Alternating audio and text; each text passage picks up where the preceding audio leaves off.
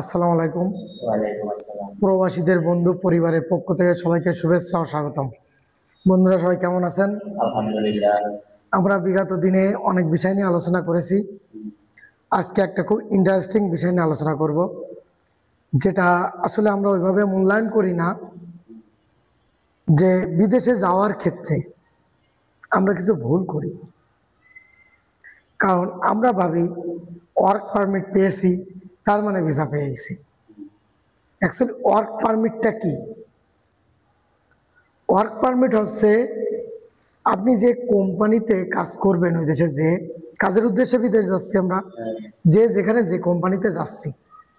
Suppose আমি কসোভোতে যাচ্ছি, Brunei যাচ্ছি, ফিজিতে যাচ্ছি, তারপরে আপনারা কোথায় কোনটা চাইছিলাম না, এখন তো সৌদি যাচ্ছি, সার্বিয়ার ওয়ার্ক পারমিট পেয়েছিলাম। ওয়ার্ক পারমিট মূলত সার্বিয়াতে যে কোম্পানিতে যে আপনারা কাজ করবেন, ওই কোম্পানি আপনাদেরকে নিয়োগ দিয়েছে। বুঝতে পারছেন? যে অমুক অমুক দেশের, তাকে আমাদের এই দেশের এই কোম্পানিতে নিয়োগ দিলাম। এই নিয়োগপত্রটা হচ্ছে ওয়ার্ক পারমিট। এখন এই নিয়োগ দিলে যে কেউ চাইলে তো যে কেউ কোনো কোম্পানিতে নিয়োগ দিয়ে দিতে পারে। তার দেশের যে জনগণ বা দেশের এমপ্লয়, তাদেরকে তারা অনায়াসে ওখানে অ্যাপয়েন্ট করতে পারে। কিন্তু আর এক দেশ থেকে আমরা নিয়ে আসতে হবে, তো কী হবে? তাহলে তো দেশের ভিসা লাগাইতে হবে, মেন ভিসা। তো ভিসা কি কারণে দিচ্ছে? যে আমি ওই দেশে ওই কোম্পানিতে কাজ পেয়েছি, কাজের উদ্দেশ্যে যাব।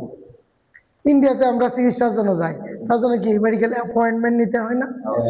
ঠিক এরকমই একটা, যে ওই দেশে কাজের উদ্দেশ্যে যাচ্ছি, কোন কোম্পানিতে যাচ্ছি, তার ডকুমেন্টস দিয়ে ভিসার জন্য অ্যাপ্লাই করা। আমরা ভুলটা করি, ওয়ার্ক পারমিট পাইছি মানে সব হয়ে গেছে। অ্যাকচুয়ালি তা না। আমরা বন্ধু বান্ধবের বলে, আত্মীয় স্বজনের বলে আমার ওয়ার্ক পারমিট চলে আসে, সবাই এক্সাইটেড থাকে।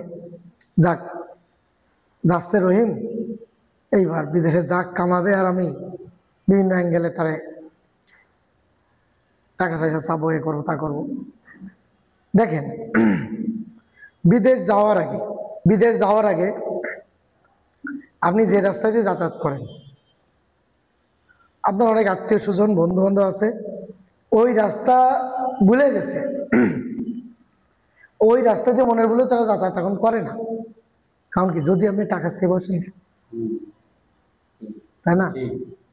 আবার যখন আপনি বিদেশ যাবেন, যোগাযোগ করে, কিরে তুই গেলি দেশের বাইরে, আমার একটু একবার ফোনও দিলি না, একটু দেখাও করলি না। কিন্তু আপনি যাওয়ার আগে অনেক চেষ্টা করেছেন, তার বাড়িতে গেছেন, নাই। যত অভাব সব তার শোনাচ্ছে। এখন বিদেশ গেছেন, সে খুব আপন হওয়ার চেষ্টা করবে। তো আপনাকে বুঝতে হবে কে আপন কে পর। বিদেশ যাওয়ার আগে কোনো একটা বন্ধু, সে আপনাকে কোনো উপকার করতে পারে নাই, কিন্তু তার কথা দিয়ে, তার কর্মকাণ্ড দিয়ে বা মোটিভেশন দিয়ে আপনার পাশে ছিল, ভাবেন ওই আপন। অত দরকার নাই বিদেশ যাওয়ার পরে সম্পর্ক নতুন করে কারোর সাথে করার কোনো প্রয়োজন নাই। প্রবাসী কল্যাণ মন্ত্রণালয় আছে, ওয়েজার্স কল্যাণ বোর্ড আছে, বিএমইটি আছে, জেলা কর্মসংস্থান ও জনশক্তি অফিস আছে, বাংলাদেশ সরকার আছে, অলওয়েজ আপনার পাশে।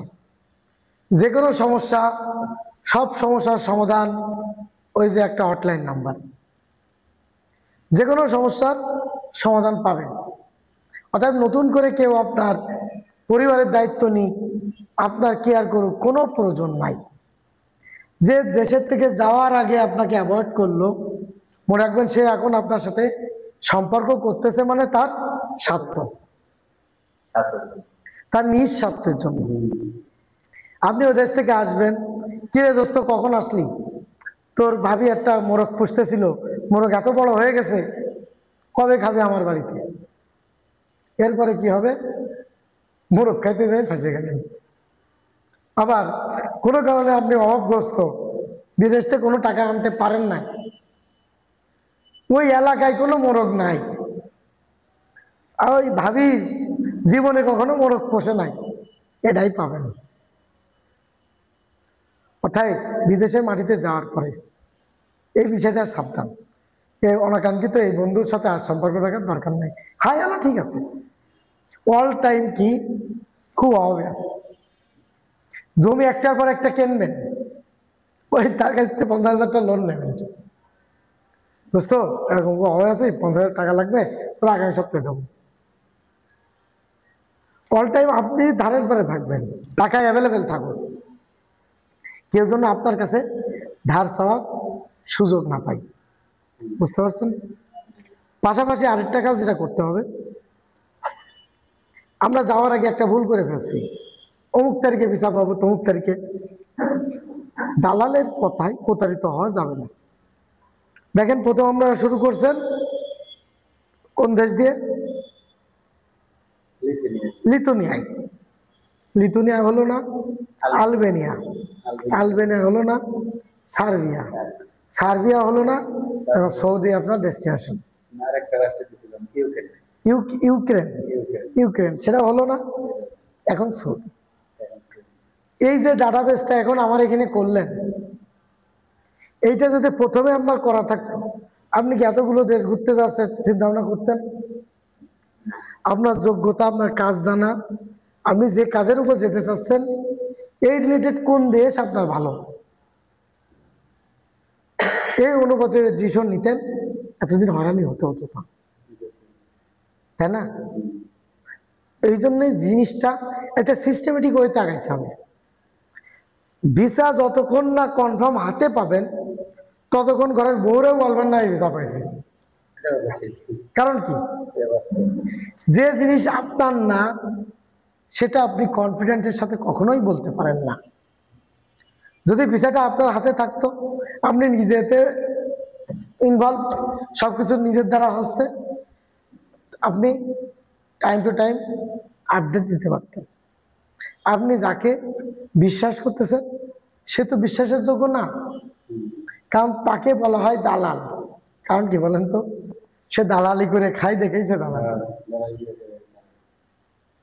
আপনি যদি ডিরেক্টলি কোনো রিক্রুটিং এজেন্সির সঙ্গে কন্ট্যাক্ট করতেন, বা আপনি সরাসরি সরকারের যে এজেন্সি আছে বহিসেলের সাথে কন্ট্যাক্ট করতেন, তাহলে অনেকটা নিশ্চিত থাকতেন যে এই কাগজটা পেয়েছি মানে এর পরেরটাও পাবো।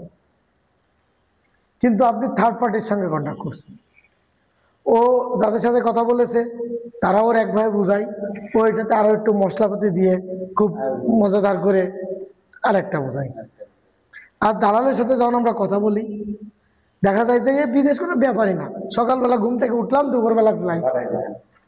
অ্যাকচুয়ালি এরকমই হয় যে সকালবেলা ঘুম থেকে উঠেছি, দুপুরবেলা ফ্লাইট, কিন্তু অ্যাকচুয়ালি কি তাই হয়? হয় না। অর্থাৎ পরবর্তীতে যারা যাবে সবসময় খেয়াল রাখবেন, ভিসা হাতে পাওয়ার পরে দেন জানাইতে হবে যে হ্যাঁ ভিসা পাইছি। যে পাবো, এ বেবো বা বিদেশে যাওয়ার ব্যাপারে এইটা কাউকে বলা যাবে না। সবসময় প্রেজেন্টে থাকতে হবে, বর্তমান সিচুয়েশন বলতে, না হলে কি হয়, নিজে পরিবারের কাছে ছোট হয়ে যেতে হয়। ভুল তো আপনার না, কারণ এটা আপনার সরলতা। আপনি সরল মনে একজন বাটপারকে বিশ্বাস করে ফেলছেন, সে বাটপার আপনাকে উল্টো পাল্টা বোঝায় নাকানি চুবানি খাওয়াইছে। আপনি এখন পরিবারে কেউ প্রতিপন্ন বাড়িতে যেতে পারেন না, আত্মীয় স্বজনের সাথে কথা বলতে পারেন না, লজ্জায় পড়ে যান। এখন লজ্জাবোধ হচ্ছে লিথুনিয়া যাব, সার্বিয়া যাব, কত স্বপ্ন, কত লোকে কত আশা ভরসা দিয়ে রাখছে, এখন মিডিল ইস্ট সৌদিতে যাচ্ছেন। অ্যাকচুয়ালি এটা আপনার দোষ না। মনে রাখবেন, কোনো অবস্থাতে, কোনো প্রেক্ষাপটে কোনো দেশকে ছোট করে ভাববেন না, নিজেকে ছোট করে ভাববেন না, কোনো পরিস্থিতিতে নিজের হীন মনোমানসের কথা প্রকাশ করবেন না। আপনার তাকদিরে ছিল, আপনার কর্মফল, আপনার কপাল ভালো না, এই ধরনের নেগেটিভ চিন্তা ভাবনা কখনোই করবেন না। আপনার সামর্থ্য যোগ্যতা অনুযায়ী বা আপনার চেষ্টা অনুযায়ী যেটা হয়েছে আলহামদুলিল্লাহ। কেউ দুবাই যে 1-1.5 লক্ষ টাকা বেতন নিচ্ছে, আবার কেউ দুবাই যে না খেয়ে মরতেছে। তো আপনি সৌদিতে যাচ্ছেন, যে ভিসাটা পেয়েছেন আলহামদুলিল্লাহ, আমি বলবো খুব ভালো। কাজটা করার পাশাপাশি আমরা গত দিনে আলোচনা করছিলাম ওভার টাইমটা কীভাবে করবেন, সেখানে করার অপশন থাকলে অবশ্যই করবেন, না থাকলে 4 বন্ধু 5 বন্ধু যাচ্ছেন সিস্টেমেটিক ওয়েটে যে দিকগুলো দেখাইছি ইনশাল্লাহ করেন, 80-90 হাজার টাকা বেতন উঠানো আপনাদের কাছে কোনো ফ্যাক্ট হবে না। নিজের এইমটাকে কোনো সময় দাবা রাখবেন না, জাগ্রত রাখবেন। আর একটা ভুল কখনোই করবেন না, বিদেশে যাওয়ার পরে এদেশের থেকে যদি কেউ আপনাকে প্রশ্ন করে, জানতে চায় আপনার ব্যাপারে, আলহামদুলিল্লাহ ডাল ভাত খেয়ে খুব ভালো আছি, কিন্তু আমার প্রতিষ্ঠানে অন্যান্য যারা কাজ করে খুবই ভালো, মালিক 1 তারিখের আগেই বেতন দিয়ে দেয়, কারণ যে কোম্পানি ভালো তাকে অবশ্যই ভালো বলতে হবে, তাকে খারাপ বলা যাবে না। কিন্তু আমার নিজের সেফটির জন্য এখানে একটু মশলা দিবেন। কি মশলা? কোম্পানির সব সেক্টর খুব ভালো, সবারই খুব বেতন টাইম টু টাইম দেয়, কি জানি কপালপুর আমি যে সাইডে আছি লাস্ট 6 মাস ধরে এই সাইডে আমরা কয়েকজন বেতন পাচ্ছি না, আবার চলে যাইতে চাচ্ছি 4.5 মাস, বলবে একবারে সব দেবে। হ্যাঁ কেমনি চলিস বস, তোর ভাবি আছে তার এই ধার কর্য করে এমনি এমনি করে পাঠাচ্ছি। অর্থাৎ আপনি যত সুখে থাকেন না কেন অলওয়েজ আপনি অভাবী। তাতে কি হবে? কেউ আপনার কাছে টাকা দেওয়া পছন্দ না, এদিকে কি হচ্ছে আবার 6 মাস পরে আরেকটা জমি কিনলেন, আবার 50,000 টাকা ধার করলেন, হ্যাঁ দোস্ত একবারে টাকাটা পাইছিলাম তো জমিটাও বিক্রি করতেছিল তাই কিনে ফেলেছি, সত্যি দেখি আমি তোর পাই আমার দেওয়া নেই, আবার 3 মাস টাকা পাবো না। আপনার ভিতরে যেটা আছে মনে রাখবেন, আপনি একবেলা না খেয়ে থাকলে কেউ খাইতে দিবে না, কিন্তু আপনি যদি মোরগ পোলাও খান অনেকেই খাইতে চাবে, এটাই বাস্তব। আমরা কারোর ভালো সহ্য করতে পারি না, কেউ একটা ভালো পজিশনে গেলে কেমনে এর টানি ধরে নিচে নামানো যাবে, কেমনে তাকে উঠতে দেওয়া যাবে না, মহিটা নিয়ে সরাই দেওয়া যাবে, পা ধরে ঝুলতে হবে। আর একটু বলেন, নগদে সেই বসি। হ্যাঁ, বিদেশে যাচ্ছেন, বলেছিলাম কাজগুলো শিখেছেন, আশা করি সাকসেস হবেন। কিন্তু এই কাজে যখন সাকসেস হবেন, কোনো অবস্থায় যদি কখনো সুযোগ থাকে যে এদেশ থেকে কাউকে নিয়ে যাওয়ার জন্য কোম্পানি আপনাকে অফার করেছে, দ্যাট মিনস কোম্পানি আপনার প্রমোশন নিয়ে ভাবতেছে আর আপনার আন্ডারে কিছু লোক দিবে। তো তার ধারণা আপনি যেহেতু কর্মঠ, দক্ষ, পরিশ্রমী এবং আপনি যেহেতু খুব অ্যাক্টিভভাবে কাজ করেন, তার মানে আপনি যদি 5 জন নিয়ে আসেন তারাও খুব অ্যাক্টিভ হবে। কিন্তু ভুলটা হয় আমাদের এখানে, আমরা এই সময় করি কি, মামাতো ভাই যেটা সমাজে চলে না, ফুয়াতো ভাই যেটা মনে করেন সমাজে কেন দেশেই চলে না, নিজের ভাই যেটা মনে করেন কোনোভাবে এই পৃথিবীতে চলে কিনা সন্দেহ, কোনো কাজের যোগ্যতা নাই, দক্ষতা নাই, অলস, ওই দেশে টাকা পাঠায় পাঠায় খাওয়াইছেন বসায়, আলালের ঘরে দুলাল বানায় ফেলাইছেন। তো এখন দেখা যাচ্ছে সে আপনার সব থেকে ক্লোজ হয়ে গেছে এবং তাদেরকে আমরা নিয়ে যাচ্ছি। হ্যাঁ অবশ্যই নিয়ে যাবেন, আপন লোকে নিবেন, কিন্তু যখনই এরকম বুঝবেন যে সিচুয়েশন তৈরি হচ্ছে, অবশ্যই আপনি তাদেরকে আগে ওই রিলেটেড কাজ শিখাবেন, শিখাই দেন নিয়ে যাবেন, তাহলে ঠিক আছে। আদারওয়াইজ আপনি চেষ্টা করবেন এদেশের সবচেয়ে যোগ্য, দক্ষ এবং যে ট্যালেন্ট তাকে নেওয়া, তাহলে তারা যখন আপনার আন্ডারে কাজ করবে আপনার কি হবে, কাজটা আরো সহজ হবে, কোম্পানির কাছে আপনার রেপুটেশন আরো বাড়বে, নিজের অবস্থান আরো বাড়বে, আরো এরকম সুযোগ 1000বার পাবেন। কিন্তু মনে রাখবেন, কোনো কারণে যদি প্রথমবারই ডিসিশন নিতে ভুল হয়, অদক্ষ, অযোগ্য, কর্মে এক্সপার্ট না এমন লোক যদি নেন, আপনার পজিশনও ডাউন হবে, কারণ তাদের আউটপুট যদি ভালো না হয় আপনার আউটপুট কখনো ভালো হবে না, কারণ তারা আপনার আন্ডারেই। এক হাতের কাজ, নিজের কাজ নিজেই 100% দেবেন, 5টা হাত দিয়ে যখন কাজ করায় নিবেন, ওই 5টা হাত যদি 90% না দেয় আপনি কখনোই 100% কাভার করতে পারবেন না, কারণ ওই আপনার 100% করার পরেও তাদের 10% করে করতে গেলে আপনাকে তাহলে 150% করতে হবে, সেই ক্যাপাসিটি কি আছে আপনার? বুঝতে পারছি? আমরা কি বুঝতে পারছি? এই ভুলটা যেন আমরা কোনো সময় না করি। পাশাপাশি খেয়াল রাখবো, পরিবারের থেকে যদি কারোর কাছ থেকে কোনো অনুদান, কোনো আশা, ন্যূনতম ভালোবাসা, সাপোর্ট পাই, ও দেশে যে আমরা কখনোই তাদেরকে ভুলবো না। অর্থ সম্পদ দিয়ে না হোক, কথা বলে হোক, সম্মান দিয়ে হোক, তাদের পাশে থাকবে। দুর্দিনে যে আপনাকে উপকার করলো, ভাববেন না সে সুদিনে আপনার কাছ থেকে বেনিফিট চাবে, কারণ সে চাওয়া লোক না, সে অলওয়েজ দেওয়ার লোক। তাকে দূরে সরাবেন না। অযাচিত বা কোনো ক্রমে যদি সুসময়ের বন্ধু হঠাৎ আপন হতে আসে, তাকে আপন করবেন না। তাহলে বিষয়টাকে বুঝতে পারলেন? এই বিষয়গুলো অবশ্যই বিদেশে যেয়ে মেনে চলবেন। আর একটা ভুল বিদেশ যে কোনো সময় করা যাবে না, সেটা হচ্ছে প্রতিটা দিন একটা নির্দিষ্ট টাইমে আপনি ঘুমাবেন। এদেশে যাই হোক সুনামিতে ভেসে গেছে, আপনার ঘুমের টাইম আপনি 10 মিনিট লেট করবেন না। কারণ কোনো কারণে যদি আপনি ঘুম থেকে সকালে উঠতে 10 মিনিট লেট করেন, মনে রাখবেন সকালবেলা বহুতে গরম ভাত রেঁধে দিত, মাটি কাপড় ডাইনে দিত, বাবা এটা পরে যাওয়া অফিসে। ওই দেশে যাওয়ার সময়, অফিসে যাওয়ার সময় বহুতে গরম ভাত দিবে না, মায়ে কাপড় ডাইনে পরাই দিবে না, বহুতে কাপড় কেসে দিবে না, সব আপনার নিজেরই করতে হবে। এত কাজ করে এসে, রান্নাবাড়া করে এসে খাইতে বসবেন, যেহেতু 10 মিনিট ঘুম থেকে উঠতে লেট, দেখবেন যে খাইতে বসছেন, হঠাৎ অফিসের গাড়ি এসে গেছে, খাওয়ার আপনার হলো না।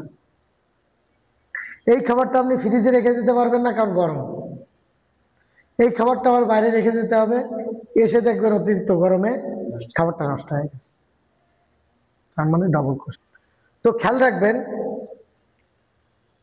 কোনো কারণে কোনো অবস্থাতে ঘুমের টাইমটা ঠিক রাখতে হবে। পরিবারের আত্মীয় স্বজন যা আছে তাদের একটা নির্দিষ্ট টাইম মেনটেন করে দেবেন। অকারণে অফিসে থাকাকালীন কখনোই বাড়িতে ঘন্টার পর ঘন্টা কথা বলবেন না। ইমার্জেন্সি সিচুয়েশন ছাড়া আপনার অফিস আওয়ার এইটা টু এইটা, এর ভিতরে কথা বলবেন না। কারণ আপনি যাতে ফোনে বেশি ব্যস্ত হন, কাজে বেশি মনোযোগ দিতে পারবেন না। ওই দেশে যাচ্ছেন নিজের ভাগ্য বদলের জন্য। ইনকাম যত বাড়াতে পারবেন, পজিশন যত ডেভেলপ করতে পারবেন, ততদিনে অল্প পরিশ্রমে বা অল্প সময়ের ভিতরে টার্গেট ফুলফিল করে এদেশে ব্যাক আসতে পারবেন। আজীবন তো আর ওদেশে থাকতে যাচ্ছেন না, একটা নির্দিষ্ট টাইম পরে ব্যাক চলে আসতে হবে, রাইট? অতএব এই বিষয়ে মাথায় রাখবেন, কোনো অবস্থাতে পারিবারিক কোনো কলহ যেটা আপনি ওই দেশ থেকে সলিউশন করতে পারবেন না, অতএব এই বিষয়ের সাথে মাথা ঘামাবেন না। প্রতিটা পরিবারে পারিবারিক কলহ থাকবে, এই কলহটাকে একটা নির্দিষ্ট বেঞ্চে রেখে দেবেন। যেহেতু সেটা এই দেশে থাকতে এমন কিছু সমস্যা আছে সমাধান করতে পারেননি, তা এই দেশ থেকে ওই দেশে যাওয়ার পরে এমন কি আলাউদ্দিনের চেরাগ আপনি পাইছেন যে সব সমস্যার সমাধান করে দেবেন? এই দেশে থাকেই বউ শাশুড়ির যুদ্ধ আপনি মিটাইতে পারেন নাই, তো ওই দেশে যাই আপনি কেমনে পারবেন? অযাচিত এই অবাস্তব চিন্তা ভাবনা করবেন না। মনে রাখবেন, আপনার ওয়াইফ আপনাকে বলতেছে তোমার মায়া হ্যান ত্যান 7 মাস, ওকে ফাইন, 100% ওয়াইফকে সাপোর্ট দেবেন। মার এত বড় সাহস, 7 মাস আজই বৃদ্ধাশ্রমে রেখে আসবেন। দেখবেন আপনার ওয়াইফের মন তো ভালো, সে কখনো এটা চাবে না। না না না, তুমি একটু বুঝাই বলো, ওই এরকম ডিসিশন নেওয়ার দরকার নেই। কারণ কি, আপনার বর্তমানে ওই মাই কিন্তু তার গার্ডিয়ান। আবার আপনার মা যখন বলবে বৌমা আনতান 7 মাস আনতান, মাসের মতো বড়টা শেখাইছে আমার দেয়নি, এত বড় সাহস, আজকে ডিভোর্স দিতে হবে। টপ করে দেখবেন মা কান্দি দিচ্ছে, মা আপনাকে বলে আসবে বাবা এত বড় কঠিন ডিসিশন নিস না, কাউকে একটু বকে ঝেঁকে দিস, তাতেই হবে। কারণ কি, সমস্যা কিন্তু আপনি কি করছেন, 20 টাকা লাগবে 30 টাকা দিয়ে দিয়েছেন। কি লাগবে, আগে বাড়িতে একটাও কাজের লোক ছিল না, এখন বাড়িতে 2টো কাজের লোক। কাপড় কাচা তারা, ঘর পরিষ্কার করা তারা, রান্না করা তারা। এই মা আর বউ যারা সারাদিন ঘন্টার পর ঘন্টা পরিশ্রম করতো, কোনো কাজ নাই, তো এখন তারা করবেটা কি? তাদের ঘটে যত গল্প ছিল 6 মাসে শেষ। জীবনটা এখন তেজপাতা হয়ে গেছে, টুইস্ট নাই জীবনে, মজা নাই। তো মজা আনতে হবে, তো কি করতে হবে? ওই যে বাজারে বৌমার লিপস্টিকটা ভালো, আমার টুথপেস্টটা কালো, বৌমার ওড়নাটা খুব মজবুত, আমার শাড়িটা নর্মাল, মা শাড়িটা কিনেছে 1-এর, আমার 3 পিসটা কিনেছে 2-এর। এই মনে করেন যে এই যে আপনি বাজারে যা শিখাইছেন, এই গল্প, এই টুইস্ট নষ্ট হয়ে গেছে, এখান থেকে ঝগড়া শুরু। নাই যে বউ শাশুড়ি এত ভালো সম্পর্ক কেন হয় যেত তিক্ত? আস্তে করে কি করবেন, মাস শেষে আস্তে করে শোনান দেবেন যে মা কি ওয়াইফ, আমি তো লাস্ট 3 মাস ধরে বেতন পাইনি, এখানে অনেক টাকা দিই না, কোনোভাবে এর ওর কাছে ধার্য করে তোমাদের টাকা পাঠাইছি, এবার আর কি করব, কিভাবে পাঠাবো বুঝতেছি না, আর কোভাবে আসি, মনে হয় না এবার আর টাকা পাঠাতে পারবো। ঠিকই যে কাজটা হবে, মাস শেষ আস্তে করে টাকা না পাঠায় বসে থাকবেন, দেখবেন এটা সার্টেন টাইম পরে তারা চলতে পারছে না, ঠিকই ফোন দিচ্ছে দুইজনে। আস্তে করে আপনি বলবেন তোমরা দুইজন একই প্লেটে খাবা, একজন আরেকজনে খাওয়াই দিবা, ভিডিও কলে আমাকে এটা দেখাবা, যদি দেখাইতে পারো অবশ্যই আমি 1 ঘন্টার ভিতরে তোমাদের টাকা পাঠাই দেবো। ফোনটা কাটবেন সর্বোচ্চ আধা ঘন্টা, খাবারটা রেডি করতেছে, দেখলেন দুইজন একসাথে বসে গেছে, কারণ জন্মগতভাবে তো তারা শত্রু না, আপনি তাদেরকে শত্রুর কাঠগড়ায় দাঁড় করাই দিয়েছেন আপনার বোন। এই জন্য আমি বলি আপনাদের, বিদেশে যাওয়ার পরে পরিবারে যদি 19 টাকা লাগে 18 টাকা পাঠাবেন, 20 টাকা লাগলে 19 টাকা 50 পয়সা পাঠাবেন, কখনো 20 টাকা 50 পয়সা পাঠাবেন না। অবশ্যই 2টা ব্যাংক অ্যাকাউন্ট করে যাবেন যাবেন যাবেন, যত টাকা আছে ব্যাংকিং চ্যানেলে পাঠাবেন, বৈধ পথে টাকা পাঠাবেন, সব বেনিফিট আপনারা পাবেন। পরিবারে যতটুকু লাগবে সেইটুকু যৌথ অ্যাকাউন্টে পাঠাবেন, বাকি টাকাটা আপনার অ্যাকাউন্টে সুন্দর করে পাঠায় রেখে সেভিংস করে রাখবেন, তাহলে এই সম্পদ কখনো নষ্ট হবে না। বালিশের নিচে ওই দেশে ডলার রাখার দরকার নাই, যদি বালিশের নিচে ডলার রাখেন মনে রাখবেন কিছুদিন আগে যে আপনার দুবাইতে 57 জন অ্যারেস্ট হয়েছিলেন, ওই 57 জনকেই কিন্তু এই দেশের সরকার ছাড়াই নিয়ে আসছেন, তাদের জেল হয়ে গেছিল, কিন্তু ছাড়ানোর পরে তাদের অবস্থান কি হয়েছে? সরাসরি airport, back to back Bangladesh.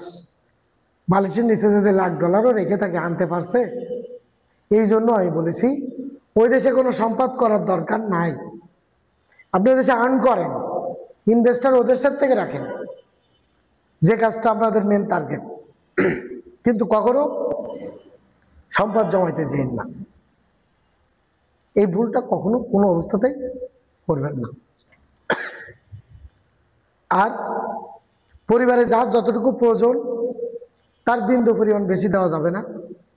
কোনো অবস্থাতে যদি ছেলে বলে বা মেয়ে বলে আমার বাইক না দিলে আমি আর লেখাপড়া করব না, মনে রাখবেন একটা বাইসাইকেল দিয়ে ইউনিয়নের বৌমাদের ডিস্টার্ব করে বেড়াচ্ছে, আর বাইক পাওয়ার পরে পুরো থানার বৌমাদের ডিস্টার্ব করে বেড়াবে।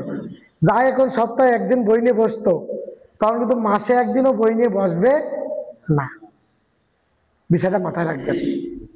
বাইক না দিলে গলায় দড়ি দেবে, ওই দেশে ভালো মানের রশি কিনে পাঠাই দেবেন যে বাবা লটকাইলে এটাতে লটকা, যেন কায়দার মধ্যে একবারে যাস, ওখানে সিরা পাঠা দড়িতে লটকাবি, তাও ঠিক মতো লটকাইতে পারলি না, হাত পা ভাঙবে, ও দরকার নেই ভাই। ও ছোটবেলা থেকে শিখেছে কানলেই মা দুধ দেয়, কানলেই বাপে টাকা দেয়, স্কুলের টিফিন দেয়, কানলেই হ্যাঁ, কান্নাই সমস্যার সমাধান। ব্ল্যাকমেল কিন্তু সে ছোটবেলার থেকে আপনাদের করে আসতেছে, এটাই বাস্তব। তো এখনো সেও আপনাকে ব্ল্যাকমেলই করে যাবে। আর একটা ভিডিওতে আমি বলেছি এর ডিটেলসটা, তাই না? আজকে আর ও বিষয়ে গেলাম না। তো অবশ্যই এই বিষয়গুলো মানবেন।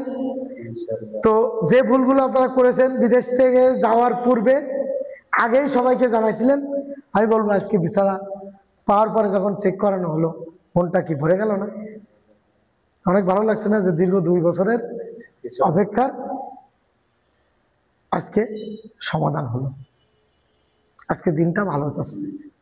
যাই হোক, ভালো দিনে ভালো একটা এন্টারটেইনও হলো, সবই হলো। এখন যে কাজটা করবেন, মোটামুটি ম্যান পাওয়ার ক্লিয়ারেন্স কার্ডটা হয়ে যাওয়ার পরে দেন আলহামদুলিল্লাহ আমার ভিসা প্রসেসিং কমপ্লিট হয়েছে।